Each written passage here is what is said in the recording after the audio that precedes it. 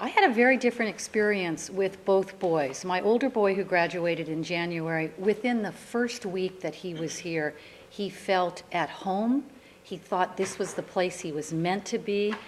Everything clicked the 4.5 years that he was here. My younger boy, Robert, who's third year now, he had a little bit of trouble in the first year. My name is Terrell Tanaka. I'm Peggy Ledoux. My name is Myrna Martinez. My name is Carl Yanari. My name is Jennifer Lively. My name is Fred Chow. My name is Sylvia Chow. My name is David G. Hi, I'm Julie Darwish. I have a daughter who is a junior. My daughter Sarah I is have a two sophomore. boys that have gone through I'm the a Cal proud experience. mother. She just I graduated have a son, last Brandon, May. who's just about to be a junior. I guess he is a junior. Here at Berkeley.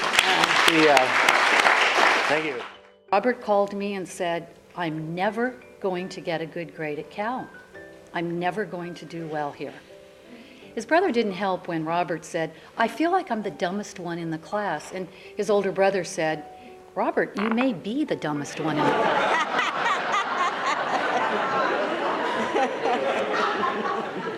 That wasn't the direction I was going. But you know, the bar's a little higher here. Robert started very young. He turned 18 about the day he started here. And I think in some ways he was just really young, and the school was big, and it was hard, and he hadn't found a niche. I remember my first couple weeks, my son calling me and saying, everybody's smart here, I just can't make it in class. The classes are just so hard. And you sort of have to give them that pep talk that says, you're not here because by mistake. You're here because, you're just as good as everybody else. Everybody else is feeling the same way. You're going to probably encounter that. They will have those kinds of feelings, but they do get over it. Sarah, my younger one, was always used to maybe being an overachiever, was trying really hard in high school to do everything and do it well. And I think she expected that she would do the same thing here, and of course you just can't do that. And even though her grades were pretty solid, actually pretty good, I think she just had to figure out how to maybe adjust her expectations, and we tried to coach her to pick her spots. That, coming to a place like this where everyone else obviously did really well in high school and probably also were overachievers, that you just have to kind of pick your spots and kind of don't expect so much of you. And I think that's why that first semester was rough for Sarah, but by the time she got to the second semester, it just seemed to be easier. My son said the classes are very competitive, the tests are very difficult, but luckily the professor will curve, so it's, even though the raw grades come in really bad, some students getting D's and F, which, these are all A students in high school. There's a lot of support that's built in the system. There is the Student Learning Center, there is the Academic Service Center in all the halls, so take advantage of that. And he does a whole lot of group studies. He's got this group study for this subject, for another subject, and that's very helpful, and they cheer each other on. And so even though the classes are 300 to 400 students, during the discussion group and the lab, they are like 25 kids with the graduate student instructors. One of the things that I probably would have told them is when you get into trouble, is to jump on it right away, and don't, if you get into, have problems academically, you jump on it right away, you don't wait.